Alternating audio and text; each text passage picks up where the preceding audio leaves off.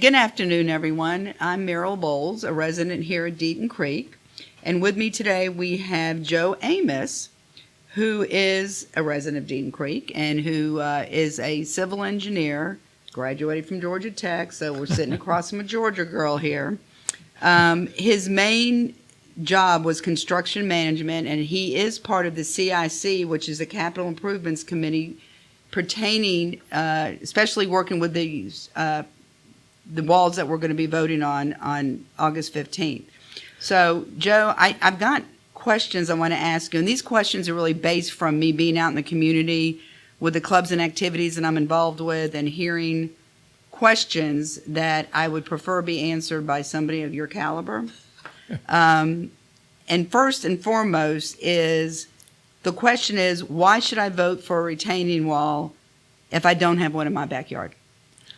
Well, that's a fairly complicated question, actually, but the vote is to place the inspection and maintenance of the retaining walls under the umbrella of the HOA.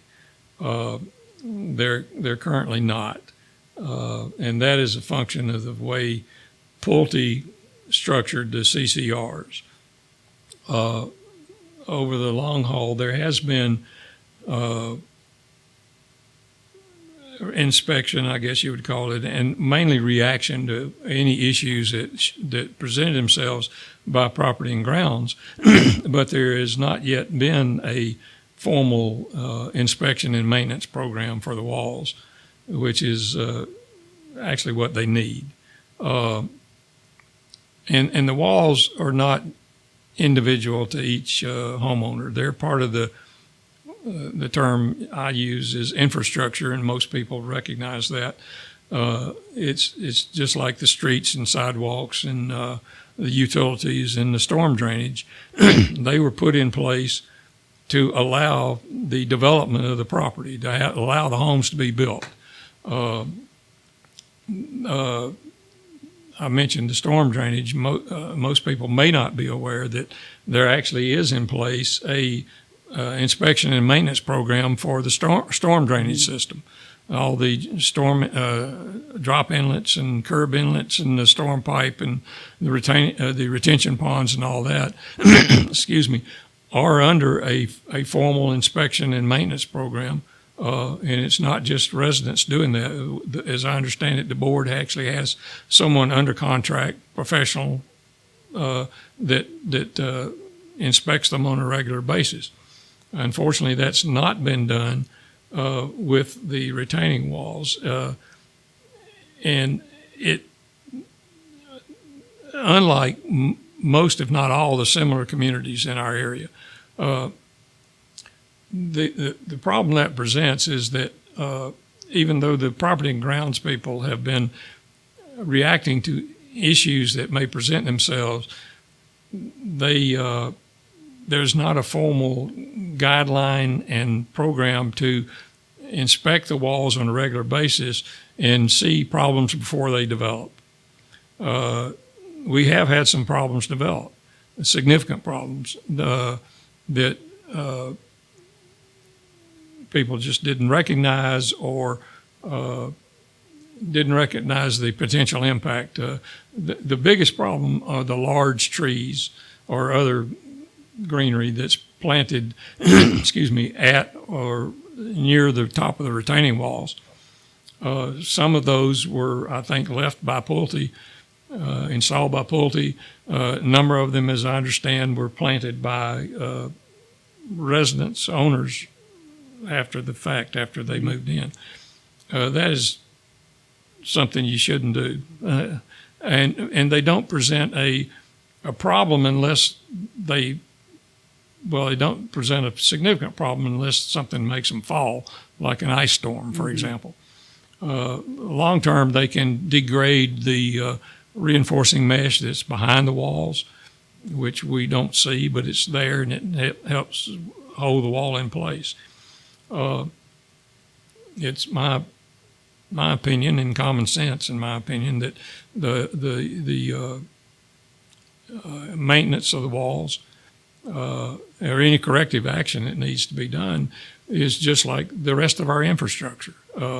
It shouldn't be left to any individual homeowner or even the homeowners on an individual street for a number of reasons. They don't have the expertise, and if they did go and engage someone to look after their wall, they're not going to be under the same quality of program necessarily that the neighbor down the street is.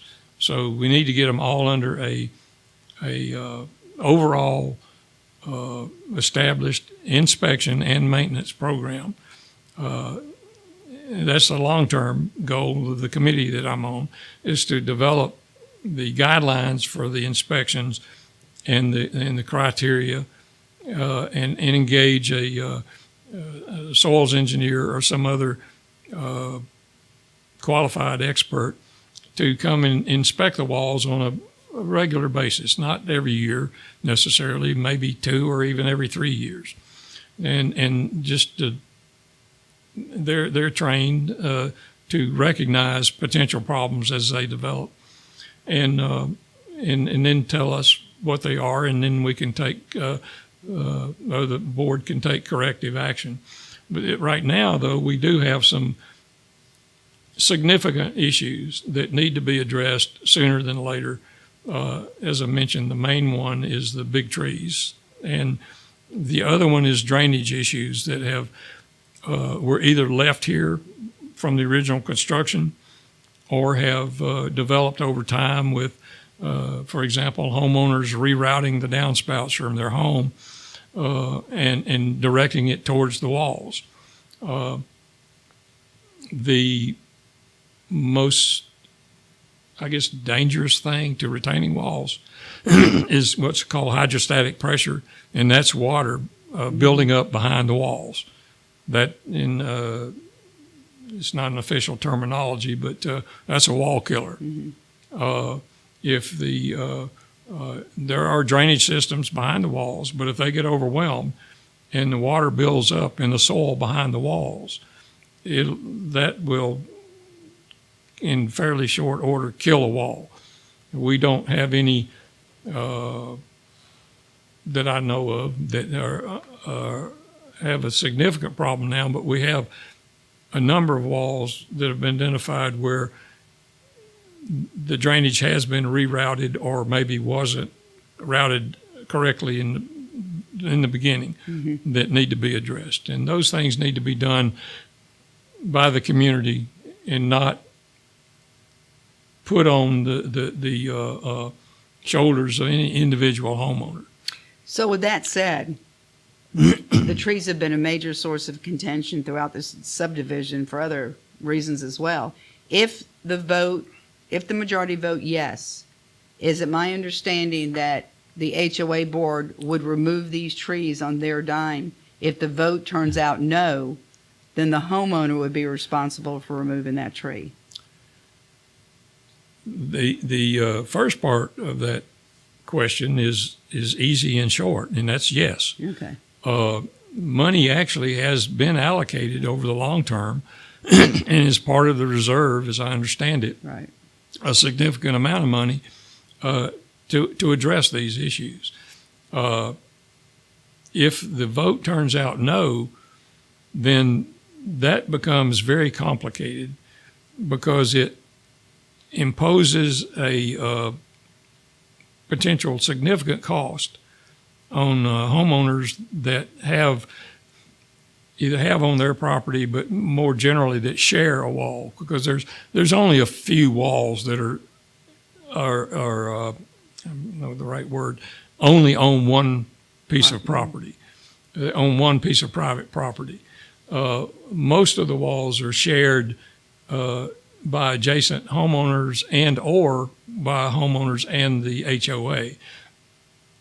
But the question is not really, the question is not necessarily what happens if there's a failure or a major problem.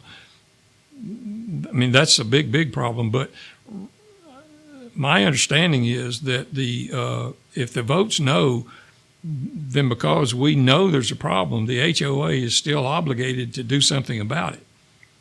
And the way the CCRs are written now, it's my understanding that the HOA would be put in the position of having to impose on individual homeowners sharing the cost Right. of taking down these trees and resolving some of the other issues. And, again, in my mind, that's not fair because the individual homeowners either didn't plant the trees or, if they did, probably planted them out of ignorance that they were doing something that was potentially a significant problem. And, this puts the responsibility under the HOA where it should have been from the beginning. Right.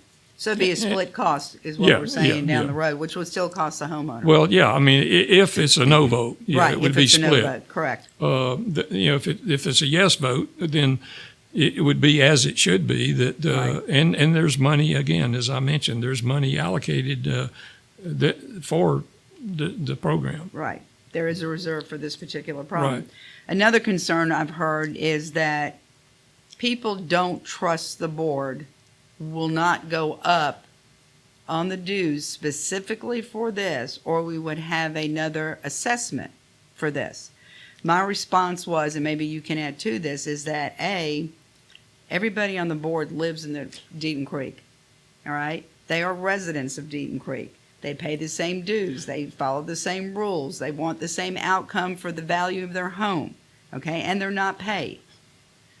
Okay, what else can we tell people to try to and convince them that this will, I'm not saying HOA dues won't go up because we go up every year, a certain percentage, but the money that goes into these HOA dues specifically will not be going toward this particular issue. Am I correct in saying that? Yes, I mean, no more than anything else. There is my clear understanding, and that there is no anticipation of any special assessment whatsoever with regard to the retaining walls.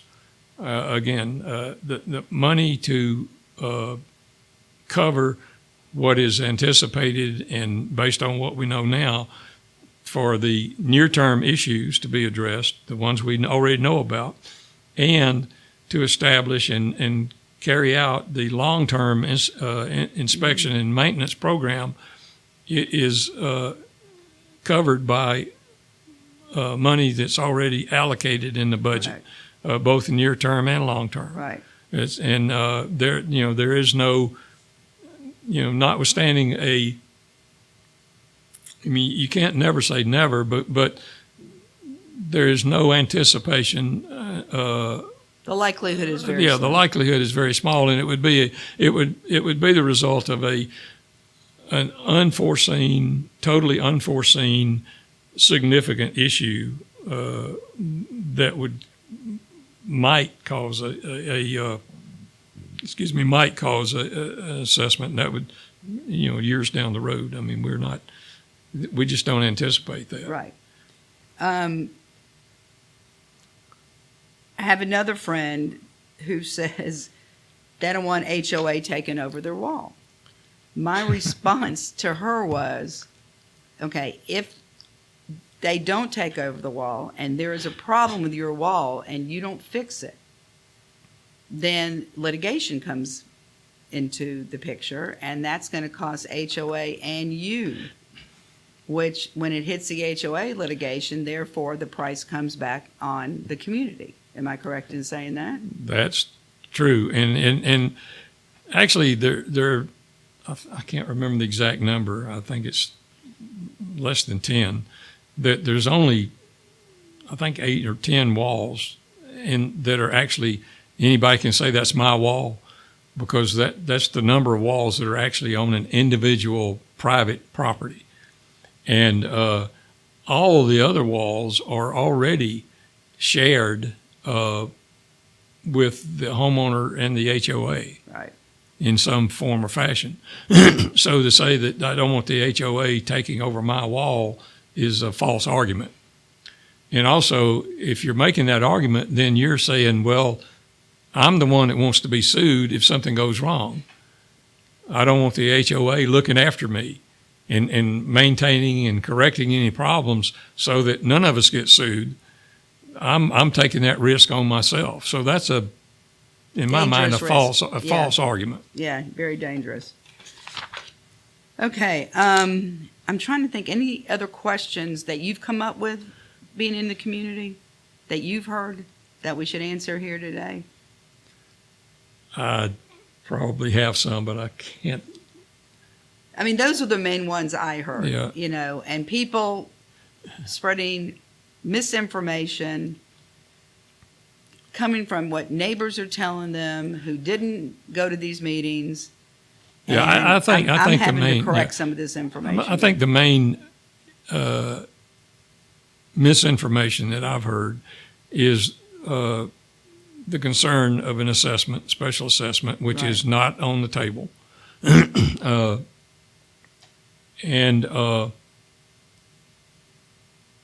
That's the only real misinformed understanding, I guess you'd call it, that I've heard.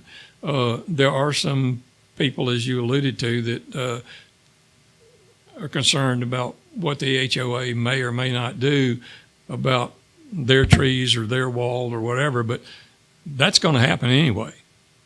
Because I think maybe one thing that hasn't been highlighted enough, and that a lot of people haven't even thought about, but you mentioned, is the liability issue. Because the board, quote, has been made aware of these issues, the potential for liability, they have a responsibility to react to it as best they can.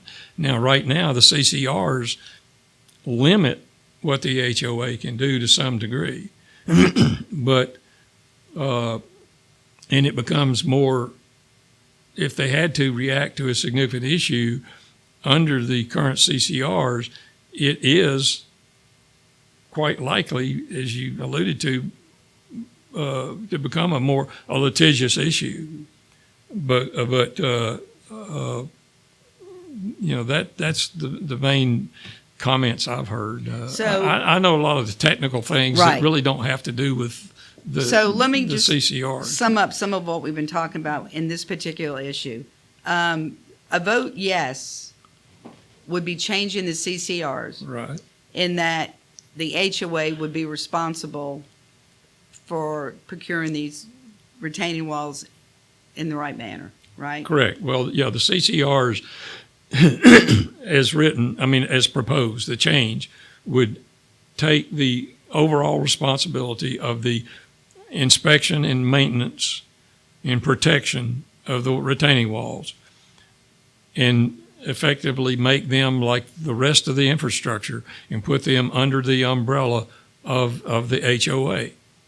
And that is the way most people do it. Everybody else that I've been made aware of. And this is not just people telling me this. This is actually a knowledgeable attorney that deals in this telling me this, that every other similar community in the state that they are aware of, their CCRs are the way they, quote, should be. And ours is, if not totally unique, almost unique in that, Pulte left us another rotten Easter egg. And it needs to be put, common sense is important to me. That's the way it should be. And it needs to be done the way it should be done. And that basically it'll put everything under the HOA, and it will not generate any foreseeable additional direct cost. No special assessment it would not affect, really wouldn't affect the increase in dues. That's just, the increases in dues are basically inflation. Right. And That's what I you know, told you. that's, you know. Anything else you want to add about the walls before we go into? Not right That's now. the I first can't vote. think of it. Okay, the Yeah, first yeah, vote that's- is yeah. simply pertaining to Right. the walls, Yeah. which we hope we've answered the questions that have been floating around here. Well, I think there have been, well, there was I think it was called a community leaders meeting, and then there was a general information meeting. Right. Was it last week? I think I was It there. was during, yes. I it was there, yes, but and it then was there's last- and another there's one. another one coming up There's Friday. another one coming up Friday the 7th, and you know, people are welcome, in fact, encouraged to come to those and ask questions. You know, and if there are any things they're not clear about. I've suggested that as well. And also, while we're bringing that up, the voting was a question that was brought to my attention. And I tried to explain that we have an outside company who's running Yeah, the voting system. right. Because if we do it, we're shut down the entire time, and clubs and activities cannot get any Right. memos out, any direction during the voting time. We're starting it August 15th. Right, yeah, And we're hoping to end it by September 28th. or sooner. However, if we don't get 763 homes to vote, we're going to leave. Positive. Yeah, I mean, Positive, and yes, and for the yes vote, we're going to leave it open Yeah. for a little bit longer for those that are on vacation. Right. And also, I had to bring to somebody's attention, only the homeowner can vote. If you're Right. renting, you cannot vote. It's the homeowner Right, that makes that vote. So I said to this one lady, you have the number of the man that owns your home. Why don't you give him a call and Yeah, express to him how you feel? Right, Because she yeah. was a yes vote, and your reasons, and make sure that your owner. well, of course, the Votes. owner shouldn't have to have his tenant, which Well, is, the that's a good owners aren't suggestion, going to but come to yeah, these but they meetings. are the ones that have the investment in the Right. property, and you know, and protecting the property value is The a number fairly one. significant issue under all of this. And you know, if I was an absentee owner, I would vote for it because I want to protect my investment. Right. That's what I told her. Yeah, And also on the voting issue, I explained to them that Jennifer can get in there to see who voted. yeah. She whether or cannot not you vote. Right, see how you voted. right, yeah, And the reason we're looking at if you voted is Right. because if you did not vote, yeah, we would like to approach you Right. to remind you to vote. right, yeah. Not to tell you how, but to vote. So we get the numbers in. Hopefully it's a yes vote, but you know, we can't make people do that. So that's the only, people are so afraid that their vote, it was not a private vote. Well, you it's know? absolutely a secret ballot, Right. based on the way it's been explained to me. There's an outside company monitoring the thing. They are the only ones that could tell who voted out, and this is not like our political elections where if 30% of the people only turn out, then you know. The winner is who gets the majority of that Right. 30%. This has to be 66.6%, I think it is, or whatever it is, of the 67%, yeah. of the total number of available voters. So if we've got 1,100 available votes, we've got to have to pass. We've got to have 700 and some odd 63 votes. I think. 63 63 yes homes. votes. Right. And you know, if you judge by our political elections, we wouldn't even have that many people vote. So we've got to push people to vote. Right. And I know it's been done, not since I've been here, but I know that it's been done in other elections and some of the ones that were specific to Longleaf. I know I was told about one of those where they literally, to get enough people to vote to make it a valid vote, they literally went and knocked on doors and to get enough people to vote. And that, you know, If committee Throw heads eggs are at your listening door. to this podcast, yeah, I highly suggest you just send out an email through your committees, because we Yeah. have 96 different clubs here. yeah. And most of the people are at Well, least in that's- one of them. Yeah, The day of the voting to remind them to Yeah. vote. And I'm going to do that like twice a week, you know, until the end of September, to remind people to vote. And again, ask questions to the board, you know, to, if you're still unsure. Okay. All right. The other thing, Joe, that I want to talk about today is the increase in our initiation fees. All right. Now, the initiation fees are normally paid by the buyer, exactly. Yeah. and the average initiation fees in this area are anywhere from $1,300 to $3,200, and we're only charging $900 and change. So we're way under. And what these initiation fees do for our community is help build up the HOA reserve fund. Yeah. Okay, not to be put toward this project, but No, for it other has things in this community that Nothing need to do fixing. with it. You know, and something's breaking every day. What people don't understand, I don't know if you've heard the same thing, is that, well, I'm going to have to pay that when I sell the house. No, you're not. The buyer pays it. Well, I didn't pay that when I moved in. Yes, they Yes, did. you did. You just didn't realize with the 500 pages of papers you were signing that you paid an initiation fee, which was much smaller than what we're asking now. So what we're asking now is that they're going to pay 6 months worth of HOA fees up front when somebody As the buys initiation as fee. the Right, initiation yeah, fee right. when they buy the house. And remember, this community is 20 years old. Yeah. Things have definitely aged out, and we need that income to help repair those so we don't go up a lot on our HOA fees ourselves. This is a big plus for our community, and we get in line with all the other communities around us. And again, I'm reiterating this, the seller does not pay this fee. The buyer pays the fee. And Shelley Bloom, who, you know, sells many homes in here, she tells all her clients the same thing, that Yep. you did pay it when you bought this house, but Well, now if you don't have to I pay would it. suggest if they have a question that they paid it, if they can find it, go back and look at their closing statement. Right. Because one of the lines on their closing statement is going to be the Right. HOA initiation fee. And remember, these are two separate votes. Oh, yeah. When, I mean, when we pick up this link to vote, it's two separate votes, one for the wall and one for the initiation fee, and one has absolutely nothing to to do with the other. other. It's efficient to have both of these voted on at the same time. Right.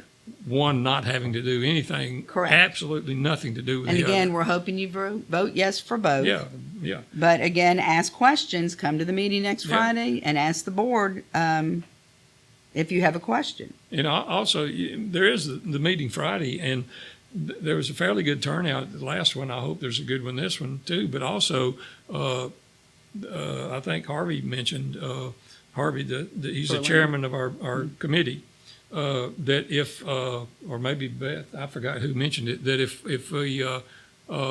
if there's interest shown, we can have another one.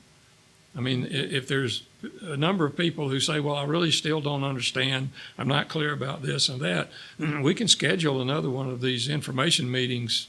I mean, I wouldn't, the board would. Right. But, that's the board and the board members and the other committee members, and I've been there representing the CIC board, committee. I mean, more willing and able to show up and answer questions again. So Right. Now, one more question. You've identified, the committee or the HOA has identified all the problems with the walls at this time. So you are aware of what needs to be done. well, we're aware of significant problems, and actually we're in the process of identifying and hiring a I guess consultant, expert, whatever, probably a soils engineer, geologist, that would not a geologist, but a soils engineer, to maybe do a little more in-depth inspection, and pick specific walls and have them do some specific inspection and test to either to help us better understand what really is going on behind some of these walls, to make sure there's not a significant issue that we haven't identified, and to confirm some educated guesses that have had to been made, because there's not any as-built drawings, what we call as-builts. When you finish a project, you have the final drawings that are supposed to show how it was built, and they were apparently never turned over to the HOA. The Pulte either didn't keep them or didn't give them to the HOA, but they were never provided. That's supposed to be common practice and contractual practice in my experience. And also the county apparently has, quote, lost their record drawings or the permit drawings. So we don't have any actual drawings that show the actual design of any of these walls. Both the Davis Engineering and some other people we've engaged, and some people like myself who have some real knowledge or practical knowledge, have looked at them and made evaluations about certain things that we're fairly confident about. But there are some things that we think need to be better analyzed, if you will. Mm-hmm. And we're in the process of doing that now. And that's again, no cost to the homeowners. This no, is already... absolutely no. This is part of our. This is part Reserve of the committee's responsibility, which whatever costs we incur is already covered by the reserve budgeted money in the reserve fund.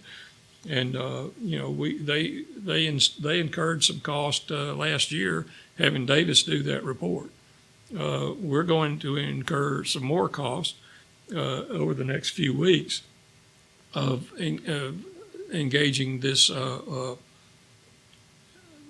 consultant, if you will, and also to have Davis do a what's called an as-built survey of all the walls, so we know exactly where the walls are with regard to property lines, and exactly how long the walls are and how high they are.